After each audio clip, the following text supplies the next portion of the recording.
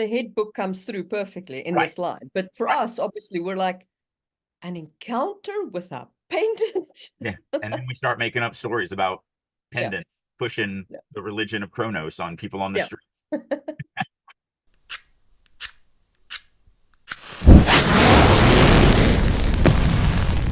Releasing your inner dragon.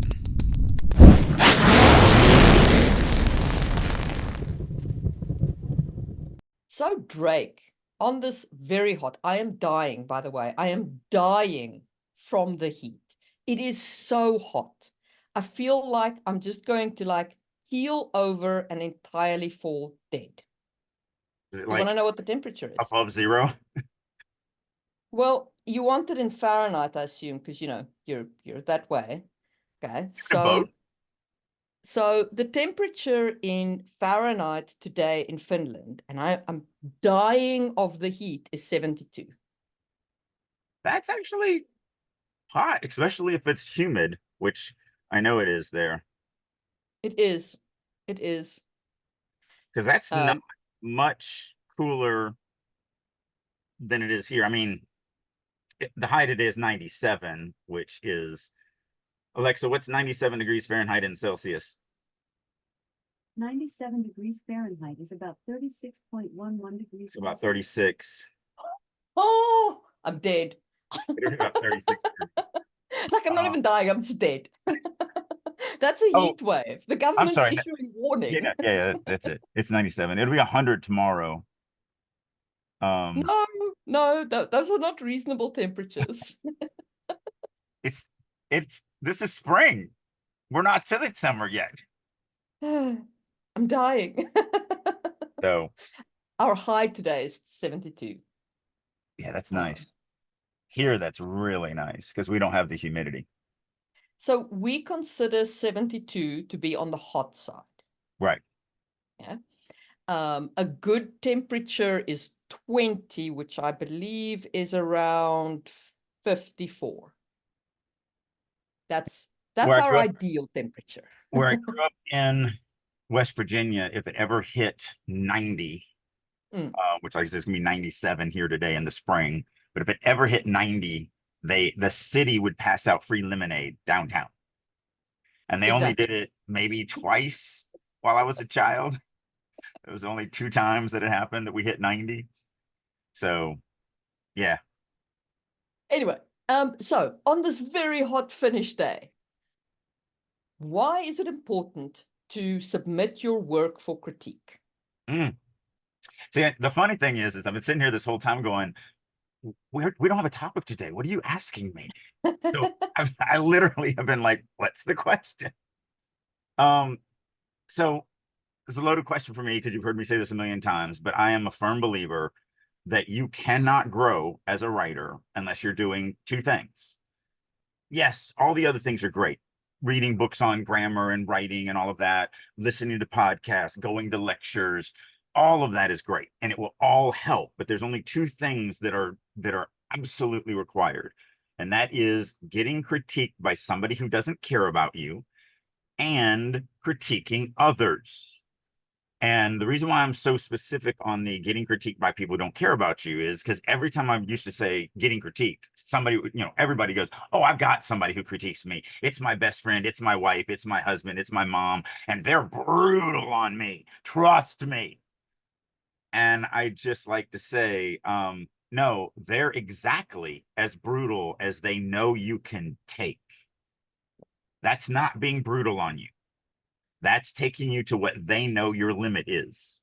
That's not good enough because we all have different limits. I mean, I'm a masochist, so I love the pain and agony and like I get off on it. So, and I'm really not a masochist in the real world, but in writing, I'm a masochist. I abhor pain in everything else. I don't even like discomfort. That's why there's an air conditioning unit sitting right next to me. The house has central air. But in writing, I definitely am a masochist. I want it all, as much bad as you can pile on me. I read, there wasn't a full group, so I read this week at my group, and I left depressed because no one really said anything. There was no, I mean, there was a thing here, thing there, but I was looking for some meat and no one hit me with anything. And I was just like, sad. When everyone else would be walking out, they're going, "Oh, everyone loved my stuff, and it was so good that no one really had any critiques," and they'd be all happy. No, I was sad. I felt bad. So yeah, so that's the two things. Now, unfortunately, we can't give them one side of that. We can't let them critique us because we're pre-recorded and we live in different countries and we're all over the globe with all of our fan base. But we can do the other side. We can critique others. Yes.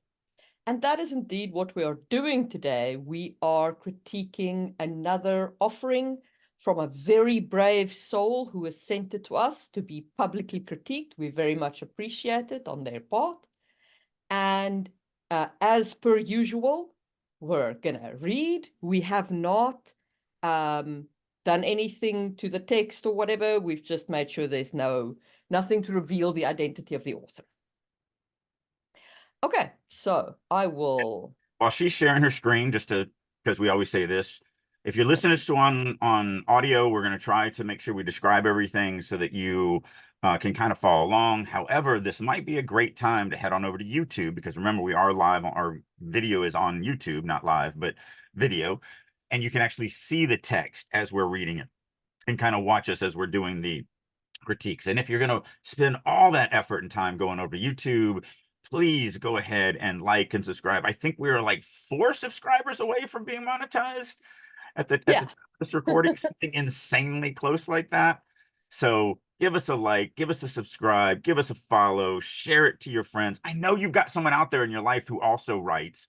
And then if you would like to pony up some of your writing for sacrifice, our email address is releasingyourinnerdragon@gmail.com, also linked in the description below.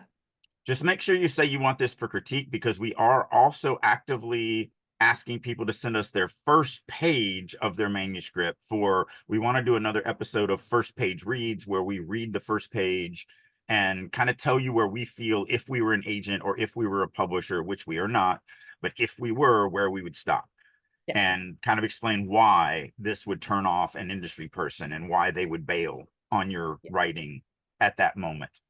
So do differentiate between first page read and critiquing. Otherwise, we may take your first page read and just critique it. Yeah. Okay, so I'm going to start by reading the first few paragraphs, and then we will see where we stop to discuss. Well, we found your grandma today at home. She had passed, Em. We called the sheriff, and the hospital took care of everything. She had already made plans and arrangements. She was good at that sort of thing. I'm sorry to call so late, but I thought you should know since you're next of kin. Finally, Mrs. Peterson paused, and Emily had a moment for the words to sink in. I'm actually going to stop right there because I do want to talk about this paragraph. I personally am not crazy about starting with dialogue. I'm not crazy about starting any chapter with dialogue, but definitely not the first. And I'll tell you why. You're wanting to attach the reader to the character as fast as you can so that they keep reading. But now you're starting the story with someone else's actions who's saying words that should matter to the character, but we have no idea why. Right. And even though death is I mean, everyone can relate to getting a call about your grandma being found dead. Yeah. Like, that's great. So I say this all the time. You don't know how M feels about her grandma. She could hate her grandma for all we know. Yeah. It's too blind. Yes. But it's also and it's a very easy fix because you just back up like 5 minutes to where M is anticipating the call. Right. That's one, but I actually want to look at this and look at it from, this is what the author wants to do. So let's see if there's a different way to do this. So one of the things that I preach all the time to my students and my trainings and everything like that is nothing you write is real. So this grandma, this dead grandma ain't real. Not real. Miss Peterson, not real. None of this is real. Everything, the only thing that's real is the reader. So everything should be there to impact the reader. So one way to think about this is, okay, I want to open up with my character listening to someone tell them about their dead grandma. But none of this is real, only the reader. So is there a way I can do it that would better impact the reader? Having someone call up and just basically vomit, your grandma's dead, sorry that it happened, but she took care of everything.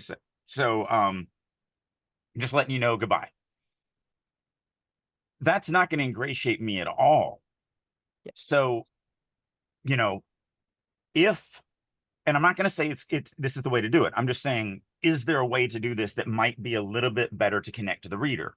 And one thing that came to my mind was starting off with Miss Peterson being way more sympathetic and way more like, I am so sorry to say this. I know this is not what you wanted to hear, but your grandma died today. Yeah. Like anything like that would help the emotional impact, because there is an emotional impact to that versus grandma died today. We found her at home. Her cats were eating her, but she took care of everything. So don't worry about it. Just letting you know. Bye. So the thing is, it depends on what the author was trying to do. If Sorry. the author, if Mrs. Peterson is supposed to be an unsympathetic character, then Right. this paragraph does a great job of painting her as unsympathetic. Oh, 100%. But then you need you need a little bit more emotion. Yes. To pull the reader in. So that's, I think that the key here is try for the emotion. Right. Either from M's side or Mrs. Peterson's side, but yeah. Yeah, because that's what both of our suggestions give. Either connect me to M and that emotion, Emily and that emotion, or allow me to feel the gravitas of the situation, the sadness, she was such a good woman. I knew her for the last 15 years. Anything that makes me actually care that this woman is now dead, that this fake woman in a fake story is now dead. Yeah. Because that's what we're trying to do. It's drama. It's about that. So I think, and I tell people this all the time, because I get it every class, somebody will be like, so you're saying, could I write it? Can I write like the answer is always yes. Can you do something? That's not the question. The question is will I be successful if I write X? Will you draw in readers? And there will be readers who will be drawn in by this just fine. But don't make a mistake here. We're not dealing in absolutes. Everything we talk about on this show is subjective. Yeah. So only a Sith deals in absolutes. Sorry, that's right there. True. But yeah, unless we get into like grammar and stuff like that, pretty much everything you hear us talk about, we understand is 100% subjective. It's the reason why you'll always, no matter how bad the writer is, no matter how god awful they are, you're going to find fans of that author because it's subjective. It's just that some things are more subjective than others. Some things are less. And some things are materially more successful. Like Brandon Sanderson is a more successful writer than Adrian Tchaikovsky, who I am currently enjoying. Like, you cannot argue with that fact. It's simply true. Right. And the difference between them is certainly not in their world building. They're both extremely innovative. The difference between them is largely in writing style. Yeah. Because Sanderson sticks closer to the limited POV. He takes you deeper into the character, even if his character work isn't always the best. Like, I can critique a lot of, especially his female characters tend to be a little shallow. But he's much better at that kind of close, limited, keeping you in the moment. And he has found greater success in part because of that. Like, yeah. So what we're giving is subjective advice about what we think would draw in readers more. So people are clear. Yeah. And again, because Yeah. that's the whole goal. When I'm writing an opening page, when I'm writing an opening paragraph, the goal is not to introduce the story. The goal is not to, I mean, it is. It's to introduce the story, it's to introduce the character, it's to all that. But those are secondary goals. The only goal I have on page 1 is make you care enough to read page 2. That's it. That's all I care about. It's all focused on the reader solely 100%. What do I got to put on this page that's going to make you give a crap enough to keep reading? Yeah. Then I can, go, oh, look at how big the story is becoming. And oh, look at how, deep and three-dimensional my characters are and all of that. But that first paragraph, that first page is, you have to think of readers as hostile. Yeah. They have unlimited choices in what they can use for entertainment. Unlimited. They're 700,000 books a year hit Amazon. There's like 40 million books on Amazon right now. You can't read that in 10 lifetimes. So, like, you can just put the book down. Like, most books nowadays are decided on whether they're going to be purchased by the look inside, which is the first 2 pages. That's where most people, they just go, oh, I want to buy a new book. I've heard some things about this one. Oh, look, let me read the look inside. Nah. Let me read the look inside. Nah. Let me read. Oh, I'm already hooked. Like, that's the world we live in. And so that's why I stress this so much. And that's what you have to write for. Yeah. Okay. So that was the first paragraph. Just in terms of the dialogue, the on a purely technical level, there is the 3 sentences that started with she had and then she was, kind of stood out to me. I get that it's supposed to be giving you that staccato running her mouth kind of style. Yeah, because we're not putting on what the author tried to do here.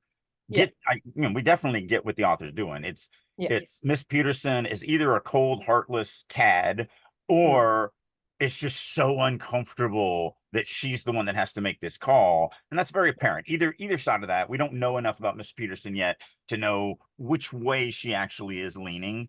But if the story went on and we found out that she was just completely mortified to make that call, we would get that. Even if we find out she's a loving, caring, great individual, we could also go and find out that she's just literally a hag. And neither one of those would be out of place for this opening character. For this opening paragraph. All right. So to continue, do you mind if I bother you when I arrive tomorrow? I'll take the first train. Emily's mechanical mind took over. I'm just going to stop briefly. You do want to be a little cautious in fantasy and sci-fi, because I have a question. Does that mean an actual mechanical mind? Is Emily a robot? If it is, fantastic. If Emily's not actually a robot, I would not describe a mind as mechanical, because in fantasy and sci-fi, you have way too big a potential to be misunderstood on that one. There's something else that I want to go with here. Yeah. When you are writing and your character reacts in a way that is odd, that's fine. But you need to lay the railroad tracks down for your reader so that they don't. So I describe it as a roller coaster, and you're riding this roller coaster, and all of a sudden you notice in front of you, there's no tracks. And you feel scared. Now, the car doesn't lurch or anything. It just goes to the next set of tracks that you can see. But because those tracks were missing, you're floating, you're adrift, you're not connected to anything. So it doesn't mean that everything has to be a logical everything. But like this, instead of just stating Emily's mechanical mind took over, because that's just a tell. If we get the reaction to this, even if it's, so we could give a reaction of, Emily's heart sank, or her heart broke, or tears welled up in her eyes and she tried to keep it together, whatever. So let's say we don't go there, because that isn't here. so we get the exact opposite. Great. Then let us feel that. Yeah. Numbness fell over Emily, and her mouth just started working without Yeah. her, whatever. Let us know that she is having no, because that's what's happening here. There's no emotional reaction. And that's fine. Emily doesn't have to have an emotional reaction. It would be nice if she had an emotional reaction. But if the author's like, no, Emily doesn't have an emotional reaction, great. Make sure the reader understands that that is odd. That is opposite of what probably should happen. Because then they can see the tracks and they go, oh, yeah, she's so numb. She's just starting to go, okay, so do I need to call a lawyer? Has the mortuary been contacted? What do I need to do with the body? Like, because that happens all the time to people too. They get in that stunned, but you have to then make sure that the reader knows that the character is in a state of shock. And there's an argument for saying, well, that's what the mechanical mind took over. Sure, there's an argument for that, but it's very telly as opposed to showing me her numbness, and making me feel the numbness. And it's also exactly what you said, which is, if this is a sci-fi book, I'm like, oh, okay, Emily's an android. Yeah. Maybe. I don't know. So you do have to be Potentially careful it's sometimes. confusing. Yeah. Yeah. Okay. So do you mind if I bother you when I arrive tomorrow? I'll take the first train. Emily's mechanical mind took over. Sure, dear, anything you need, and again, so sorry for your loss. We just adored Fiona. They both clicked off. Emily sank to her knees on her already disheveled bed, the full weight of her body dropping forward, prone, unmoving. She made no adjustments, no micro-movements to find physical comfort. Thinking only of Nana Fee, she felt tears overflowing the well that had gathered in the corner of her right eye. They carved a path down her nose, across her other under eye, and finally soaked the knot of auburn hair beneath her left cheek. Okay, so we get good emotion here, but this sentence up at the top, the full weight of her body drooping forward, Dropping. dropping. It feels like this is a lot of repeat. Like the full weight of her body dropping forward. It's prone. It's like it just, I don't know. It doesn't, I think what the author's trying to do is emphasize that she's kind of just collapsing to the bed. But I don't think that the repeated words are actually doing that for the author. I mean, it didn't hurt me. There's also an argument for going fragmented sentences. I mean, I don't disagree with you that prone and unmoving don't add a ton. They're not separate. They're not different enough to add something extra, because prone means unmoving. So I definitely wouldn't do that word choice. But but there's also an argument for dropping forward period, prone period, unmoving period. Again, I don't think either of those add anything. So I agree with that. But here, there's several things that I have a problem with in this paragraph. But the first one is the opening of that, actually. Emily sank to her knees on her already disheveled bed. I don't know how you sink to your knees on the bed unless you're standing on the bed. Yeah. You don't sink to, like, if you're standing next to a bed, you kneel. Now, if she's a college kid, like when I was that age, I was never a college kid, but I was the age of a college kid. Obviously I didn't have a bed. I had a mattress on the floor. I also had blankets nailed above the window that, I used as curtains, because that's what 20-year-old, or I think I was about 21, 22, whatever. That's what we do. So then, if it said Emily sank to her knees on her already disheveled mattress, then I could kind of picture that, but I can't picture unless you're standing on the bed. Yeah.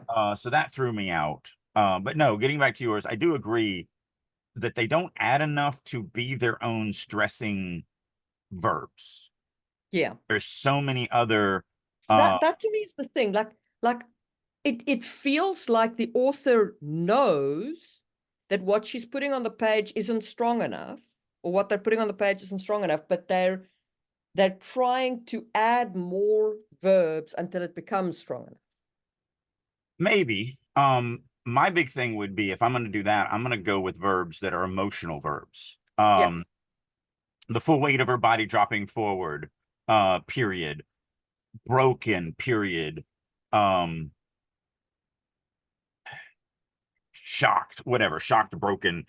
Yeah. There's just so many different words that we could use that are like, those are all motion verbs. And we already have her dropping to her knees and then falling onto her face. So we already have two motions. So I would want to get internally, you know, shocked, broken, crushed, whatever, disheartened. Like give us new information with the emphasizing verbs, not Right, the same information. right. These words, dropping forward, prone, unmoving, they're all related to the same thing. Well, so this is actually, I think a lot of writers do this because they'll go, because the argument against this, because I like to, you know, steel man my own arguments. Sure. So the steel man argument with this would be, well, but that's, if I say they're prone and unmoving, they should get the broken, heartbroken, tragic, you know, meaning out of it. Okay, great. There's an argument for that. But that doesn't show me that. And so if we're going to spin those words, then instead of doing subtext on an emotion using weaker verbs, just give me the emotions. Yes. And that's what I was going to say. Like I understand like the painting they're trying to paint, and they're leaning on these verbs to add emotion, but these verbs don't add as much emotion as something like broken or shattered inside, or her world fell apart. You know, Yeah. any of those, like, add more of the emotion that you're looking to push in here, rather than just giving us more motion verbs. Especially when that's followed with, she made no adjustments, no micro movements to find physical comfort. Like, this repeats exactly what unmoving is. Yeah. And also, adjustments and micro movements just seems overkill for, she didn't even try to find a comfortable, you know, spot or a comfortable position. Now, if you want this to hit right, then maybe something like the corner of a book dug into her shoulder, but she didn't move, or she ignored it. Yeah. Like, because then, one, you're adding an item that exists in the room, so we get a fuller picture of the room, and you're showing that she makes no adjustments, rather than telling the reader that she makes no adjustments. Right. But even her body had gone numb or whatever. Yeah. Second, the next, like every sentence in this, I think I have issues with. So thinking only of Nana Faye, like, what else would she be thinking of? She was just told her grandmother died. So you don't want to accept that that formatting, so we can get rid of that. Yep. That's a problem with track changes. It starts to add a bunch of extra stuff. But anyway, so this is just a tell. It's, I feel like it's the author going, I need to give Nana Faye the name Nana Faye to that. But to kind of take a break from going line by line in this, if this stuff had been worked into that opening paragraph, so scroll up just a little bit so we can see the opening paragraph too, and without even changing anything. Well, we found your grandmother today at home, close quote. New paragraph. Emily sank to her knees on her already disheveled bed. She had passed Emmy. The new paragraph. Emily dropped forward, pronominally, blah blah blah. but don't worry, we called the sheriff and all of that. Okay, I am adding stuff. I can't help it. So if we actually broke up that opening dialogue with M's reactions as it Yes. happened, that's also, and that's toward what you were saying in the beginning, is let's connect to M while this is going on. So that was just a third way to do it. We could just back up in time a little bit to connect us to M. We could improve the dialogue so it brings that emotion in, or we can thread it through and kind of make it all happening at the same time so that we Yeah. still feel all of that. And then the last thing I just want to say, because I'll forget it if I don't. Miss Peterson's next line completely contradicts the type of character that we get up above. She sounds like a nice lady. And in the first one, she doesn't. Yeah. In the first paragraph, she sounds cold and heartless. And in the second one, she sounds like, so sorry for your loss. Look, anything that we need to help you. We just adored your grandmother. She was awesome. Like, so different from, so right there, I have a really big disconnect between this character and just 2 lines of their dialogue. All right. Yeah. Anyway, back to this line. So that's the problem that I have thinking only with Nana Faye.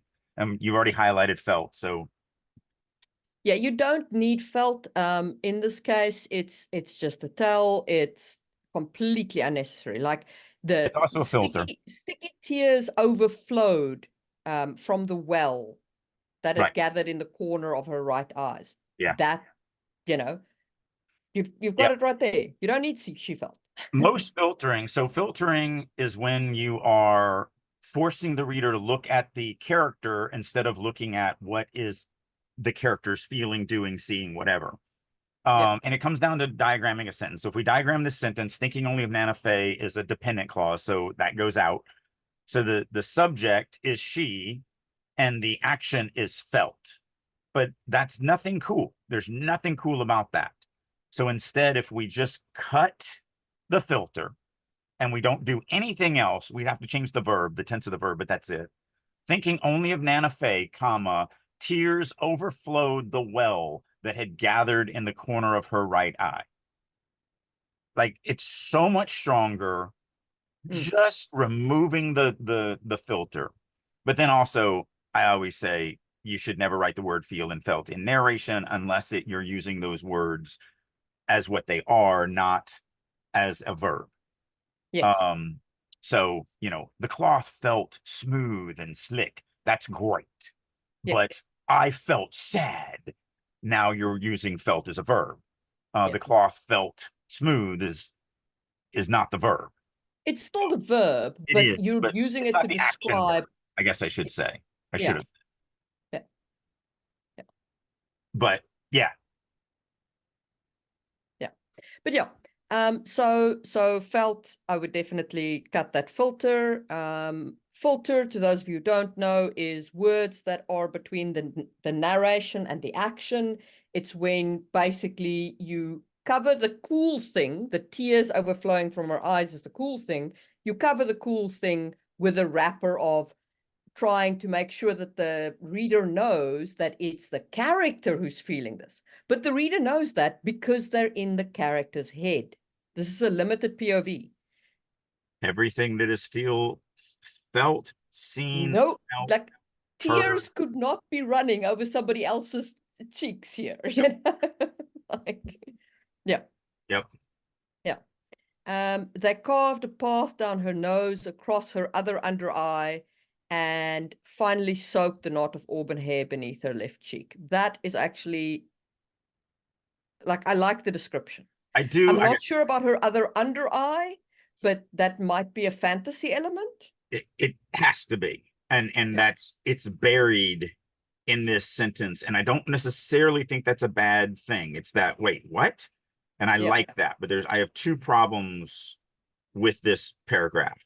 The first is I'm a stout zealot of the Oxford comma.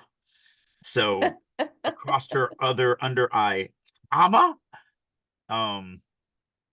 because just go and search memes on the bad part of not using an Oxford comma. It's the difference between let's eat Timmy versus let's eat Timmy. So let's eat, comma, Timmy versus let's eat Timmy. And that's not necessarily an Oxford comma, but that was the one that popped into my head. And then the wishy-washiness of the finally, the crappy ly adverb, because if we just remove that and just change it to an ing, so and get rid of the and even, or we can leave the and leave it ed, that's fine. So they carved a path down her nose across her cheek and soaked the knot of her auburn hair. We can definitely do that. Yeah. We could also turn it into a dependent clause. They carved a path down her cheek across her eyelid, comma, soaking the knot of auburn hair beneath her left cheek. Either one works. If you want the Yeah. and, great. If you don't want it, you can turn it into a dependent clause and then ing the verb, turns it into So, yeah, makes it a dependent clause. So either one of the two. It's just you don't need the finally. it makes it either a preposition or not a preposition. Yeah. Participle or a gerund. I can never remember the two. They're one is one way and the other is the other, but they both a dependent clause with an ing. So yeah. Exhaustion and grief weighed on her, and for the first time in weeks, Emily slept, tears still sliding down her face. It's okay. the order. I'm not. Yeah. I like to paint a picture as it happens so that my reader never has to struggle. So, I might write something like, without taking too many liberties of the writer, exhaustion and grief weighed on her. And even though tears still slid down her face, she found sleep for the first time in weeks. Like, yeah. I like my readers to paint everything as they're happening. Once she falls asleep, she really doesn't know that there's still that tears are still sliding down her cheeks because she's asleep. Right. Yeah. It's almost anonymous. It's not really, we're getting very nitpicky here, but order to me is very important as I'm writing. Yeah. All right, then we come to a paragraph that I think we're going to talk a bit about. Okay, the following morning was a complete blur. Getting prepared, the train, even greeting the Petersons, it was all colors and flashes, nothing more. What stark contrast between the sunbathed house and the mood of the mourners whispering their condolences. Grief hung heavy in the air for everyone, but for Emily it was stifling. Her only solace was the sun. The sun flooding the whole house made her feel as if Nana Fee were holding her in that familiar hug. She clutched the worn photograph of her grandmother, edges fraying with age.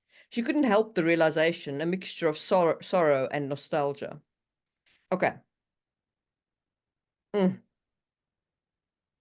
summary is fine, but I don't know where we are after the summary.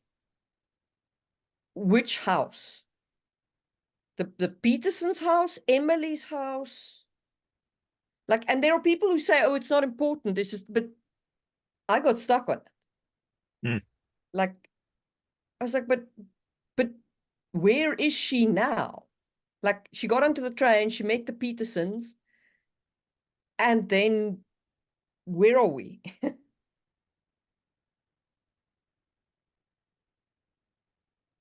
Yeah. I mean, kind of feel most people are going to follow, especially with the line sled flooding the whole house made her feel as if Nana Faye were holding her in that familiar hug, that we kind of feel that it's probably Nana Faye's house, but it could absolutely 100% be clearer. The problem that I had with this section, and there's no problem with nothing happens here. I don't want to spend time here. I want to skip past this, but I can't move to the next scene without at least giving them where we were at in this moment. So that's fine, but more emotions, more connection to the character and their grief would be nice. And then, wases are always your red flags. Yep. I just noticed you don't have line numbers on here. I don't know if you want to turn them on or not. Okay. So was is always your red flags. And so anytime you can see a was, it's something that you a lot of times they can just be taken care of. So like the line that starts in the middle of 22, grief hung heavy in the air for everyone, but for Emily, it was stifling. Just to make it a little bit more active, grief hung heavily in the air for everyone, but it stifled Emily, just to make it a little bit more active voice. There's actually a lot of was's in this entire piece. So there's a lot of things that I would work differently. So, I mean, just in this one paragraph, we have the was there was stifling, was sun, or was the sun. We have were holding as opposed to held, as if Nana held her in that familiar hug. Anytime you have a were or a was and an ing verb following it, a lot of times you can get rid of the were or was and ed the verb. So like on that last one on 24, and again, there we have our feel and felt, but I was going to talk about that in a minute. But anyway, made her feel as if Nana Faye held her in that familiar hug, just so much more active as opposed to we're holding her. And then we'd have to rewrite to get rid of the feel, but there is a much more active way to write that if we were to rewrite that and get rid of that feel. Then that the line 25 to 26. This is where I really got like I was okay with the house. I was okay with the house, but then she's clutching a worn photograph, and I'm like, okay, but now now I need to know more. Like I need to understand where we are in the scene, because now it's no longer just like a vague impressionist painting of what's going on around me. Now there's a piece of detail. Like, where is this piece of detail? Yeah. Yeah. The biggest problem I had with that was couldn't help the realization. Well, yeah. What realization? What's she realizing? Yeah. I don't see her realizing anything. I mean, are we calling back to the sun? Yeah. Because it's just really removed to me if that's what we are, if we're trying to call back to. And then line 28, she managed a grateful smile before her gaze drifted back to the photograph. Why is she, what, at who? Why is she smiling? Like, Yeah, did somebody come up to her and offer her condolences? Is she just smiling off into the distance like a lunatic? yeah, so that's why I say like it threw me out a bit, because it's like it's vague. It's like an impressionist painting, which is fine. But then it's suddenly detailed and with stuff that I felt should have been more clear. We also smile twice in that paragraph, and we, the on 28 it could be a grateful nod or Yeah. whatever. There's just other ways so that we don't have that double word in the same paragraph. Okay. Then without a word, she slipped away from the crowd, making her way upstairs to her grandmother's study. The Don't room was a museum of memories lined with the shelves of old books and trinkets collected over a lifetime. Tables laden with half-empty coffee mugs and photos. A cup even sat on the floor next to a tea table.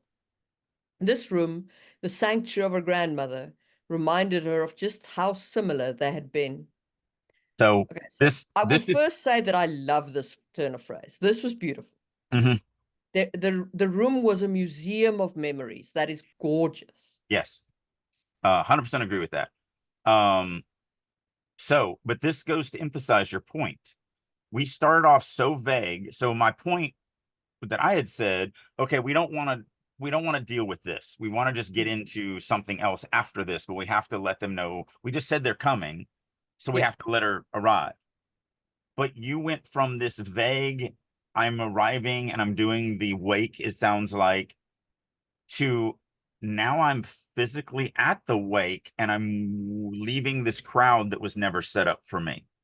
And now Yeah. I'm detail. It's like, if we're going to do that, then starting off in this vagueness. Now, what could happen, that I think might be a better way to approach it, is whirlwind the train ride there and the arrival. The next morning was a blur of colors and flashes. She didn't remember Emily didn't remember getting to the train station, nor even debarking, nor even meeting the Petersons. Her brain didn't really catch up to her until she was standing in the doorway of her grandmother's house. Yeah. And then walk in the door, meet the crowd, see the picture that she picks up, the old worn painting, and holds it. Like, bring me through it. So you can whirlwind all of that, but where we switched from whirlwind to in the moment, I feel like was a jarring transition, as opposed to, because we whirlwind too long and then we're now walking away from this crowd. Well, if I was in this crowd, I need to feel it. But also notice what I did there. Her brain didn't engage until that. Again, it goes back to what I was saying earlier about making sure the railroad tracks are constantly there for your reader. I don't care if they can't see the stuff. I mean, everything I did at the beginning of that, she didn't remember going to the train station. She didn't remember getting off. She didn't remember getting the Petersons, like blah, blah, blah, blah, blah. The track is there because I'm telling you she doesn't see anything. You can't see anything, but I'm telling you it's fine. You can't see anything. And so the reader is like, oh, okay, yeah, no, I can't see anything. But that's the track. The track is I can't see anything. And then when I shift that transition, where I just did, and again, I'm just doing this verbally, but it wasn't until she was standing in the doorway to her grandmother's house that her mind actually engaged. And still tracks the whole way. Can't see any details, still see the tracks. Now I'm going to see details because I can still see the tracks. Yeah. And that's it exactly. I felt like I got disconnected from the tracks and then was suddenly, back attached to them. So, well, so I found using that analogy sometimes, and the reason why I try to stress it the way I do, some people think, oh, the tracks means I need to see everything. I need to feel everything. No, it means that I need to know what I'm supposed to be feeling and what I'm supposed to be seeing. If I'm supposed to be not seeing anything, then I need to know I'm not supposed to be seeing anything. If I'm supposed to not be feeling emotions, then I need to know I'm not supposed to be feeling emotions. That's all the tracks are. The tracks are there to make sure the reader is always grounded. Now, that doesn't mean grounded in the emotions, doesn't mean grounded in what they see. Everything can be esoteric. Everything. What'd you say? Some type of painting. You said an impressionist's painting. Impressionist painting. Yeah, that's a great analogy for that. But you let me know the tracks are what you're going to see is an impressionist painting of this. You're not going to see the actual thing. But the tracks let me know that's what I'm supposed to see. So therefore, I always feel grounded, even though I'm not grounded to the story. I have no idea where I'm at. But you've told me you don't know where you're at. And I'm going to be like, okay, cool. I don't know where I'm at, but I know I'm not supposed to know where I'm at. So I'm good with it. And that's what I mean by the tracks. So I definitely think we need some smoother transitions here. Yeah. Museum of Memories, great. Love that line. Beautiful. Lined with shelves of old books and trinkets collected over a lifetime. That was good. I'm not sure why the coffee mugs are half empty. Just to show the suddenness of the death, probably. I guess. I don't think you need even on line 35. Yeah. I think with even just to connect it with the width. But I wouldn't put photos in between there because then that gives us this weird. So tables laden with a half empty coffee mugs. Oh, mugs. No, that's not going to say the suddenness. That's going to say the unkept, unclean grandma who, I didn't read it right. Sorry. Yeah. Like it's just like that feels a little, okay. Yeah. That is going to paint to me a picture of somebody who doesn't clean up after themselves. Now, if it was a table laden with a half empty teapot with a, cup sitting next to the table or whatever, okay, great. That shows suddenness. But when you say, I didn't read it right, when you say with half empty coffee mugs, that means that Granny is a dirty person and she just drinks her coffee and leaves her half drunk coffee on the table in her room. Yeah, I don't know. I'm not sure what that sentence is supposed to be communicating. Did she have guests and she dropped dead with guests? But she was found. Right. So yeah, I don't know. That didn't quite work for me. And then the last line of this paragraph, this room, the sanctuary of her grandmother, reminded her of just how similar they had been. I get what the reader or what the author's trying to do here, but the problem is that I don't know what M's grandmother was like. No. So this sentence means nothing to me.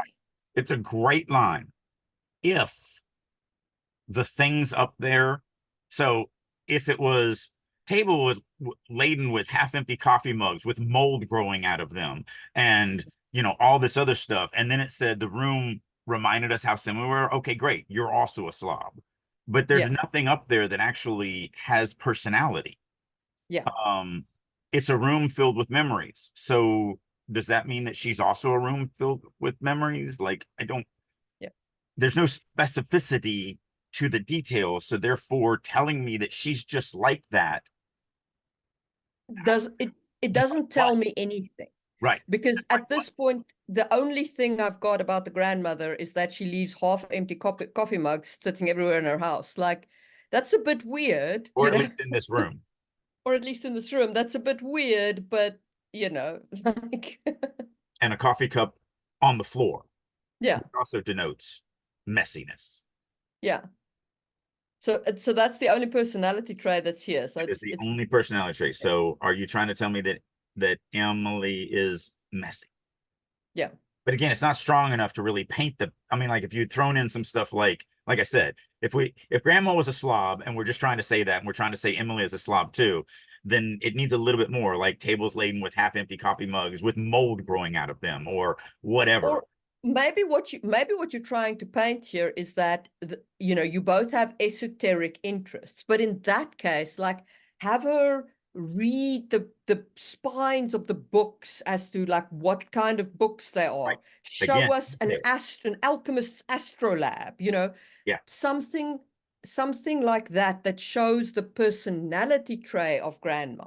The last line is saying all the personality things that I just painted about grandma, this character is just like, but there are no personality traits in that paragraph. So the character is a blank slate.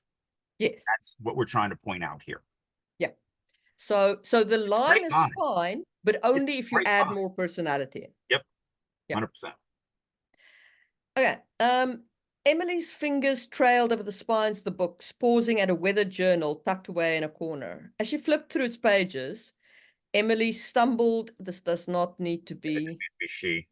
Sorry, that annoys me a little bit, so I'm just going to write it right here. Should be pronoun. Yeah.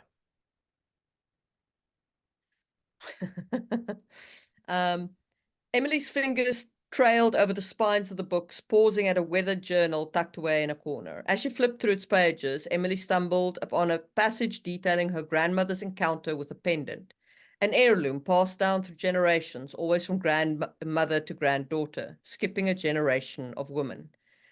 Yeah, okay. That seems like a world building info dump with no meaning. Yes. This seems like, let me tell you about the magic sword that's going to come in play in chapter 4. I'm going to tell you about it's going to come and play immediately, because the next chapter is Emily tucked the journal under her arm. As she did, the pendant slipped out of an envelope attached to the back cover. But it's still a meaningless info dump. Yeah. Because there's nothing in here about what she actually sees. Yeah. There's nothing about what she feels about this. Yep. It's a thing, and it's passed from grandmother to, like, it's literally just an info dump of like the inheritance of this item. And again, all this is subjective and we're taking liberties with this author's story, but like here again, for me, it's order of information dissemination. So if I was going to do something like this and I didn't notice that the pendant was coming next, if I was going to do something like this, I might write something like, after I actually went around the room and touched some things and looked at some things and got some personality, then I would have the line of, it was amazing how much, they were alike, that line that connect them. Once I've literally let the reader know what grandma was, and then just said, oh, by the way, the POV that you're in the head of, she's just like that. And so, yeah, great, awesome. And then something like, a glint of light caught her eye, and turning, she saw a strange looking pendant sitting on an old worn journal. Curious, she went over, and then she picks up the thing and she looks at it and she's like, well, this is really weird. What is this pendant? I've never seen this pendant before. Maybe she has. Again, I'm taking liberties. I haven't read any further. So, and then it's like, a post-it note was stuck to the side of the book. She pulls it out and it says, for Emily. Huh. She opens it, and then it starts reading the, I wish I would have been there to give this to you personally, just like my grandmother was. Now it all is personal. Now it all matters. Now it's there. This is the transition from grandma to granddaughter that I'm going to live in this moment. So the pendant has to come first, in my opinion, but again, subjective. Not saying I'm right, saying my opinion. But also, like, this really is just an info dump. She stumbled on a passage detailing grandmother's encounter with the pendant. We don't get told what. We just get told, like, she had for all I know, the pendant could have descended from like a pearled cushion from the heavens at the, like, it's just information. Actually, I think she was looking for something in a cabinet and it bit her. And she was like, what the crap was that? And it was this pendant that bit her. I mean, we don't know, because it's just an encounter with a pendant. What does that even mean? Are you just walking down the street and a pendant comes up and he goes, excuse me, sir, may I have a moment of your time? Like, what does that even mean? You have a moment to talk about our Lord and pendant. We're talking about our Lord and Savior. And he's of course talking about Kronos, because he's a pendant clock, I guess. I don't know. He's a pocket watch. Yeah. We're making up an entire story here. So that this doesn't work for me. Like, well, so what this is this is the perfect example, in my opinion, of what I'm constantly harping on, called head book versus paper book. In the author's head book, they know what the encounter was. They know the importance of the encounter. They know what the pendant is. They know the importance of the pendant. And so this paragraph, when the author rereads it, it is impactful to the author. But you can't read when you're editing your own work as the author. It's very hard. But one of the things that I'm very happy that I've been able to train myself to have the ability is, when I'm in editing mode, I have never read what I'm about to read. I did read it. I wrote it and read it probably 20 times before I'm about to edit it again, but I've never read it. I have no idea what's going to happen. I am literally, now it may also just be because I have a horrible memory and I don't remember what I had for breakfast this morning. That probably helps me out a lot, but try and push yourself into going, because why can we look at this and go, where did this pendant come from? What does it mean, an encounter with a pendant? We can look at it because we don't have the head book. We don't know. The author has trouble seeing this, and this is the reason why we say at the very beginning of this, you must be critiqued and you must get critiqued, must critique others, is because when you hand it to somebody to critique, you cannot hand them the head book. So I think this is that perfect example of, the author didn't mean, I don't think, to do it this way, because when the author's reading this, they include their head book. They know, because for them the head book comes through perfectly in this line, but for us, obviously, we're like, an encounter with a pendant. And then we start making up stories about pendants pushing the religion of Kronos on people on the streets. And then my other problem is line 43 to 46. So Emily tucked the journal under her arm, and as she did, the pendant slipped out of an envelope attached to the back. Scooping it up from the floor, she hurried downstairs. She's just found I have two problems. She's just found a pendant from her grandmother that is handed down through the generations that she apparently didn't know about. And she could give two tosses. Like, there's no emotion here. Nothing. There's not sadness that her grandmother's gone. There's not surprise. There's nothing. So this goes back to another one of my Drakeisms. And the reason why I have a problem with this. Remember, it's not the how and the what. It's the why and the effect. We have to write the how and the what. We have to write that they opened the door and they walked into the room. Has to. The reader can't see it if we don't do that. But the reader doesn't care that they opened the door and they walked into the room. They want to know why. Why did they open the door? What effect did walking in the room have on them? So that's one thing, and the emotions and all that. But the other thing is character motivation is vital. You should know your character's motivation at all times. So why did she pick this book up? Why did she tuck this book under her arm? Again, the reader or the writer, I guarantee you, is going to go, well, because she read the encounter and that motivated her to want to take this book. Great. I don't get that motivation. Yeah. Also, why is she running downstairs? Why is she not staying up here and reading the rest of the journal? Like, I don't get it. Right. Because the next line is she was finally alone. But wait a minute, she just left the crowd downstairs. She already is finally alone. She's in a room by herself. So a little bit of disconnected discontinuity from that. Although reading the whole line, the author is saying everyone from the wake is finally gone. Yes. But that's not, it's a weird transition to do all of that. Yeah. I think that one of the things that this author particularly has struggled with for me in this is transitions. Yeah. The transitions are very choppy, very hard. And that's where you lose that track. Yeah. It just disappears. It's not that the train comes off the track. We just can't see it. The train is still running through, but we feel very disconnected when it's not there. And then again, it comes down to motivations. It says she hurried downstairs. Why? Why would she hurry downstairs? Did somebody call her? Did the pendant bite her and she needs to now go get a Band-Aid? I mean, motivation. Every step of the way, the character needs to be motivated by something. She needs to be motivated to be attracted. I mean, notice what I did just naturally where I said a glint of something caught her eye. Like she's motivated to change. She's motivated to now seek this out. Motivation, not just the motivation of the scene, but motivation of every moment, every action in that scene. Why does the character do what they want?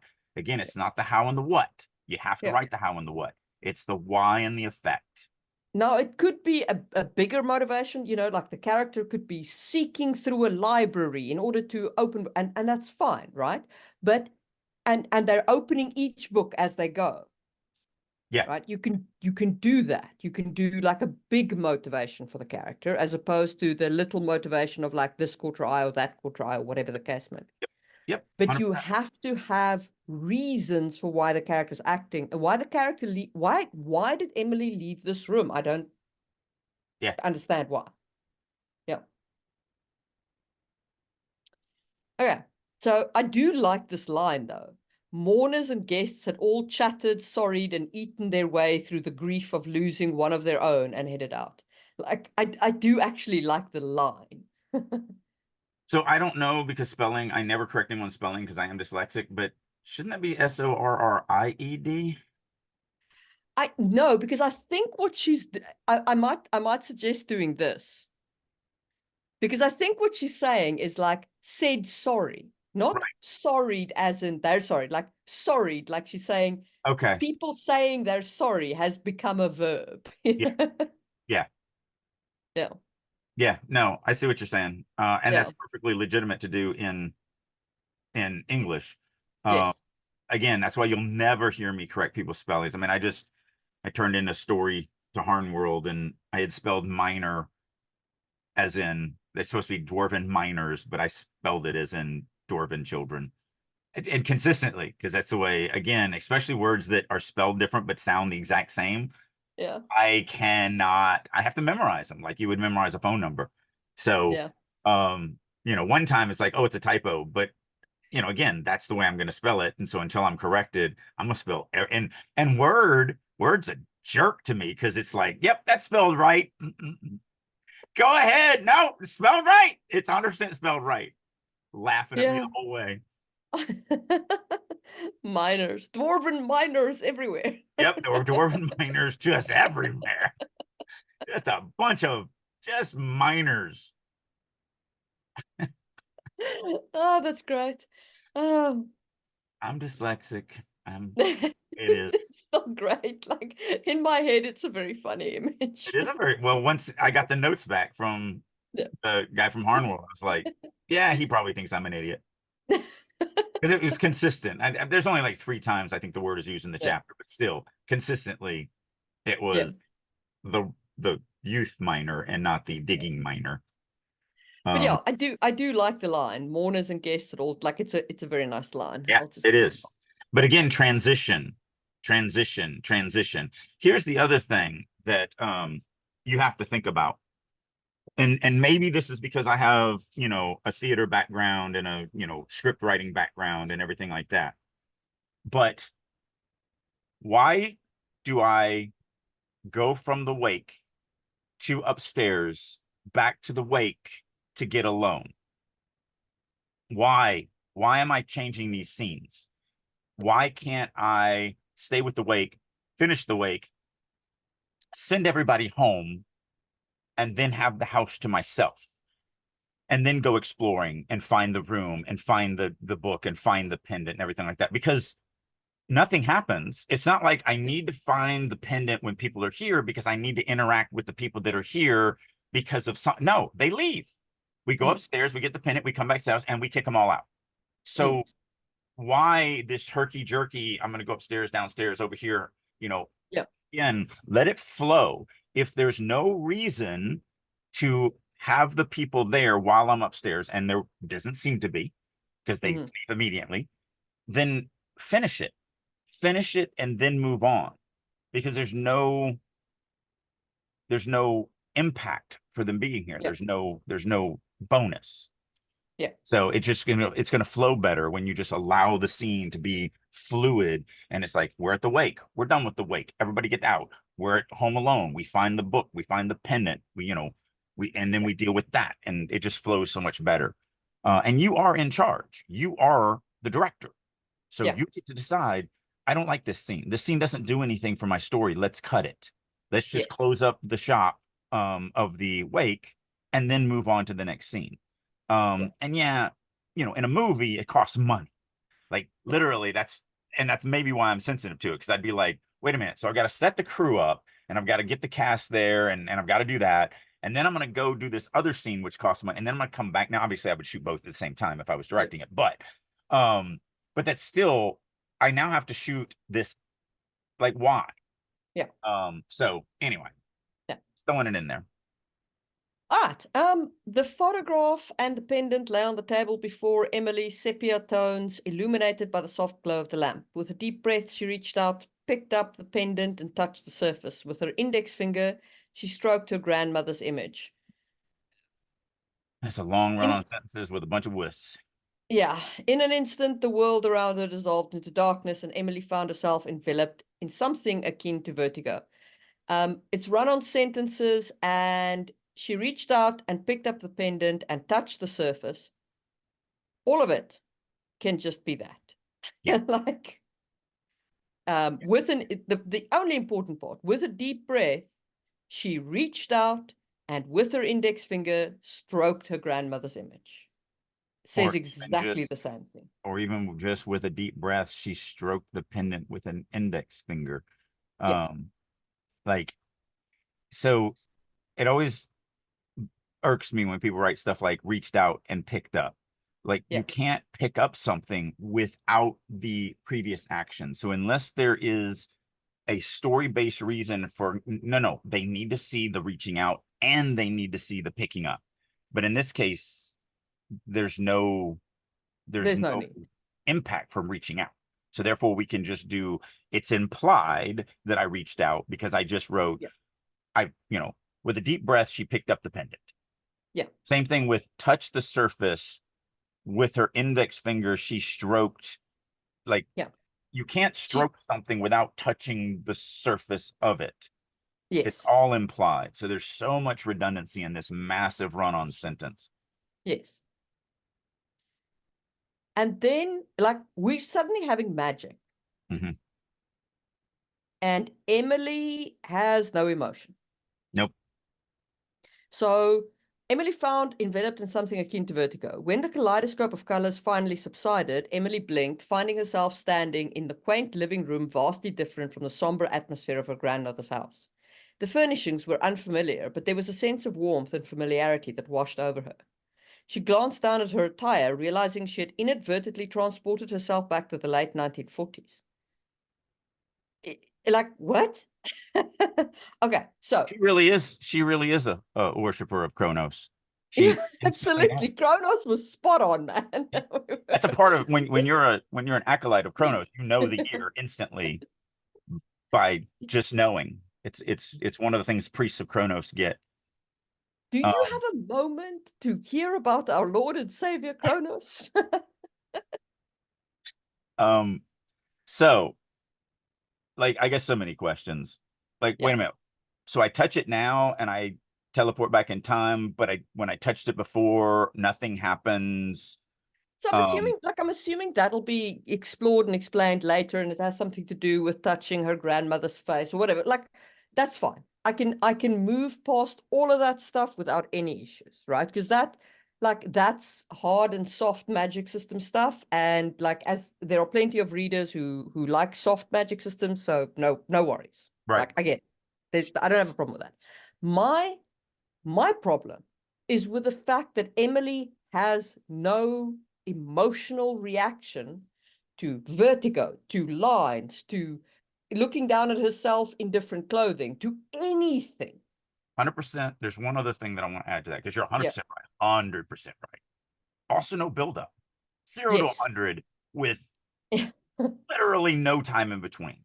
We don't Yeah. sit down. We don't see how odd it is. We don't see the picture of it. We don't think about the passage that was written, the encounter. Like, we don't get to read the encounter and the weird mystery of that. Like, what does she mean it bit her on the finger and tried to tell her about his Lord and Savior Kronos? Like, we don't get to any of that. We just go, oh, finally the wake is over. Bamf, we're time traveling now. Like, so yeah, there's no mystery, there's no buildup, And there's nothing. the thing is also, this is fantasy. People read it to be transported to a fantasy world. This time traveling moment with a pendant, this is the core Yeah. of your fantasy, right? You think This back is to the not a line, one or two sentence thing. Let the reader feel it. think back to the Lion, the Witch, and the Wardrobe and how drawn out it was for them stepping through the wardrobe, coming back, thinking about it, looking more, exploring, all Yeah, this stuff as opposed to just, you know, the kids got in the house, they ran straight to the wardrobe and knew that, for whatever reason, that it would take them to another land. So they ran in and went and said hi to Aslan.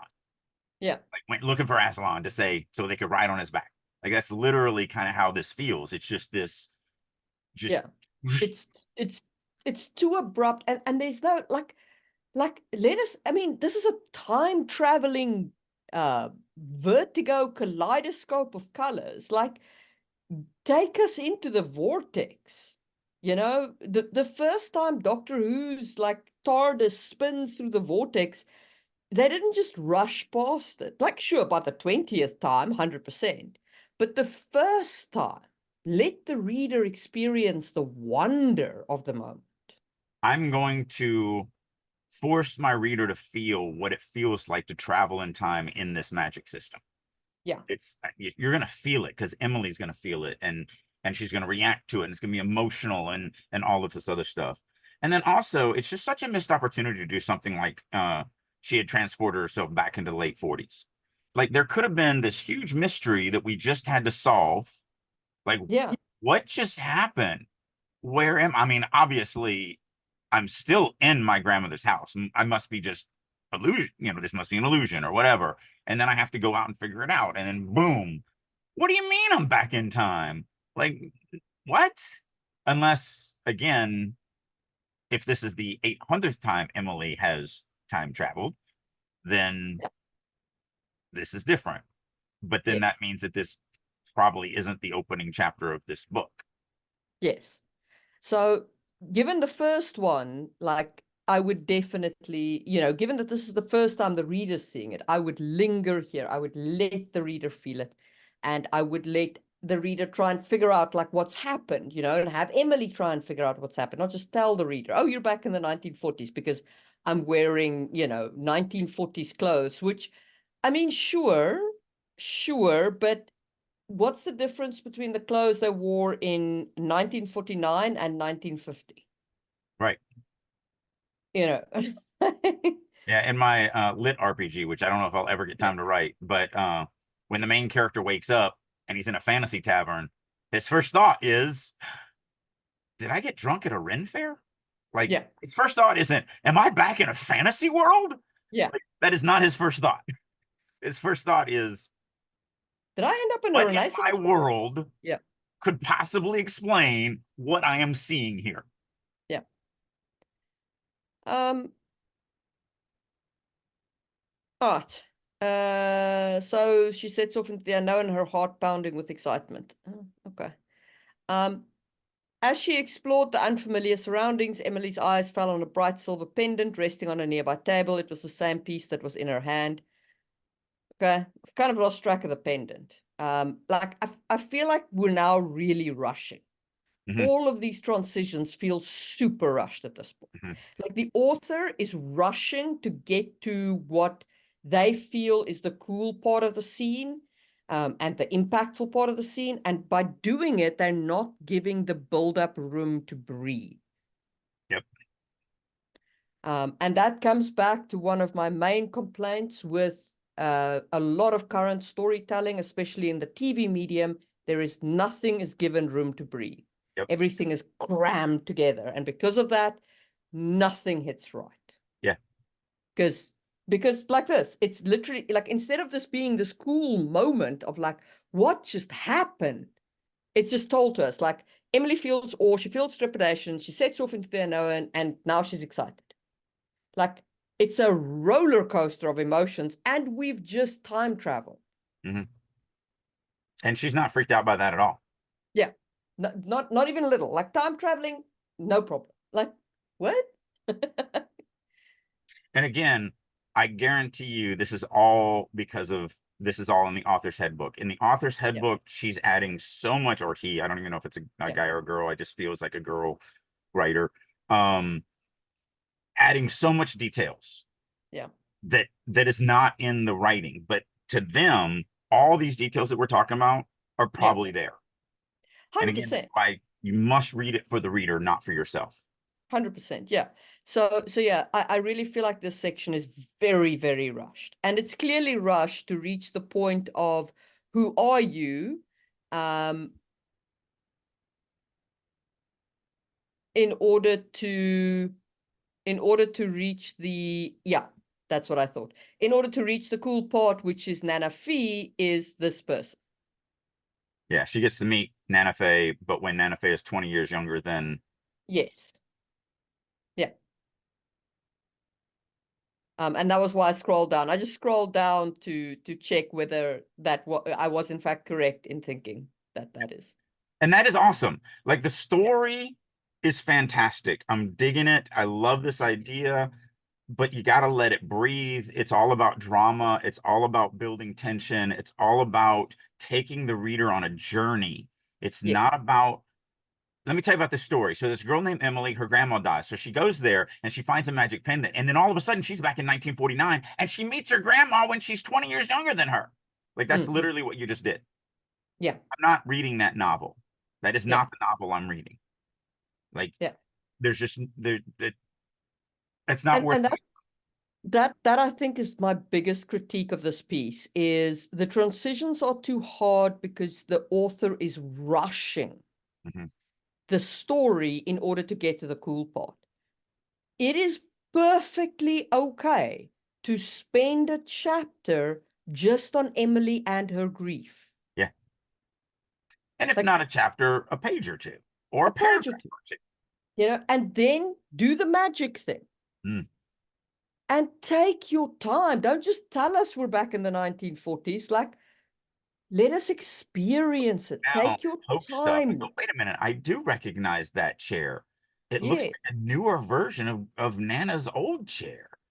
I Wow. mean, what you could do is you could do chapter 1 as all the grief, yeah, etc., and then do a chapter break when she strokes across the pendant and a kaleidoscope of colors shocks around her, or something like that. And then you could do the time travel and the exploration of the room as a chapter 2, right? And meeting Nana Faye is then at the end of chapter 2. Like, As long as there's sufficient conflict in every one of them, which there could be, there's plenty of room for it. But that's the thing you want to make sure is that every chapter still has, I mean, and I don't call them chapters, I call them scenes, and pretty much a scene is that. But you need 5 things in every 4 to 6 things in every scene. It changes when I give this speech every time, but you need a setup, which the setup includes whose head am I in, where am I at, and what is the conflict. You then need a rise through that conflict to an overcome, and then you need a hook that makes me want to read that next chapter. So whose head am I in, where am I at, what is the conflict, work through the conflict, overcome the conflict, and hook to the next chapter. And when I say overcome the conflict in a scene, I'm not saying that you actually overcome the conflict. It just means that we now have finished this section and we're moving on. So like, we're going to go into this cave and get the magic sword. Okay, that's the scene. It doesn't mean we have to get the magic sword. We could go in there and there's a note that said, sorry, borrow the magic sword. If you want it, it's in Paris, France. Okay, great. Scene's over. We have resolved that scene. We don't have the magic sword, but we have the resolution of the scene. So that's what I mean by resolution of the scene. And then a hook, which in that case would be, come to Paris, France if you want the magic sword. That's the hook. Okay, well, let's go see what happens in Paris, France now. So you have to accomplish it. You can't just have her grieve. There has to be, that still thing. But there's plenty of room for that stuff in there. Because I'd be laying in as she's there at her Nana's house, she's going to see things she's never seen before as a child. Well, that's really weird. I've never thought about it like that. Well, that's odd, because Nana is obviously something different than what she thinks. And so I'd start foreshadowing that and let that, mystery build as we go through here. And that is going to add motivation for her to dig further into this house when the wake is over. Again, why an effect? Why an effect? The how and the what is, I'm sad my grandma died. Like, that's it. That's the how and the what. But the effect is, but this is strange. I didn't know that about my Nana. Well, you're a weird person. Why was she friends with you? But that's interesting. I didn't know this stuff. And so now we have some whys and effects, and that gives us our motivations, and we start doing all this stuff. So yeah, it's very bereft of that. It's very bereft of emotions. It's very telly. It's got a huge info dump sections. The writing is not bad. They have a good grasp. There's some sterling moments of prose in it. Some really, really good prose lines. Like, if you polished it a bit and like trimmed out the filter words so that the lines could shine, a little more, I think that it would be some good solid prose. And then plot wise, just slow it down, take your time, build up to these things. And that depends on if this is a novel. I always feel sorry. I do not write. I mean, I have probably 50 short stories published, but I don't consider myself a short story writer. I don't like writing short. My short stories, I don't really like writing less than 25,000 words, and I can do a lot in 25,000 words. But, I don't know. The reason why I'm going there is I don't know. The shorter the piece, the more telly it has to be. Of course. So I don't know what this is. This could be like, oh, you guys don't understand. I only got 5,000. I had a 5,000 word quota for this. Okay. Yeah. You're going to have to speed through some things. You're going to have to do some stuff. But we're assuming, we're novelists. So you send something to us, we're going to critique it as a novel. We're assuming this is going into a 90,000 word novel. Right. Right. So we're not going to critique it as a short story. Yeah. Neither one of us. If you send us a short story, tell us it's a short story so we can adjust our expectations. Well, and also, I mean, it's weird that you're sending a short story for critiquing to two people that are novelists.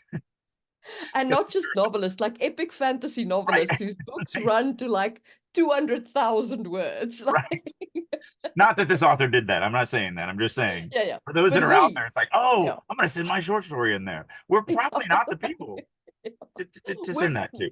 We're probably not your best critiquers for that one. We're what you call long authors. There's a reason why we don't do 10-minute podcasts. Yeah. So and I think that is a great note on which to end this episode. And Yep. we will see you soon for another one. Bye.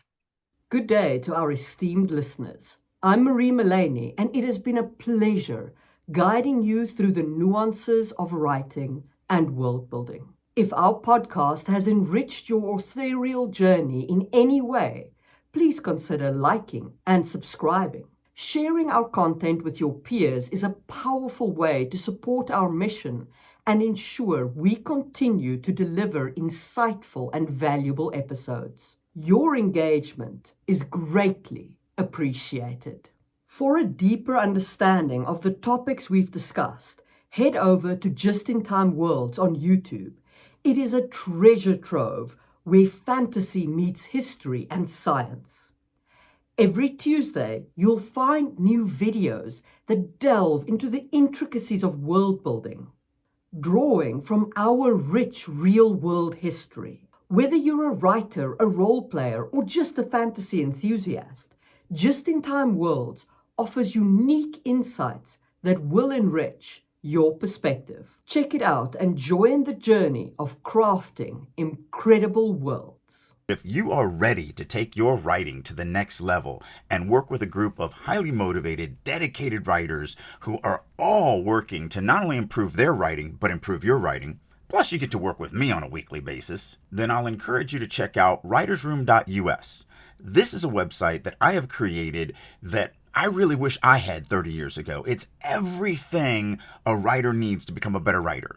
Not only do we do weekly critique sessions, both from other members as well as me, we have daily writing sessions, I do monthly classes, Q&As, we have activities, I do all sorts of learning exercises, such as I do a quarterly writing prompt contest, and just tons and tons and tons of things. So if you're ready to get serious about your writing and you want to actually finish that novel and have a chance of it being published, then I encourage you to head on over to the Writer's Room and join me there. And as a special promotion for listeners of Releasing Your Inner Dragon, I'll go one step more.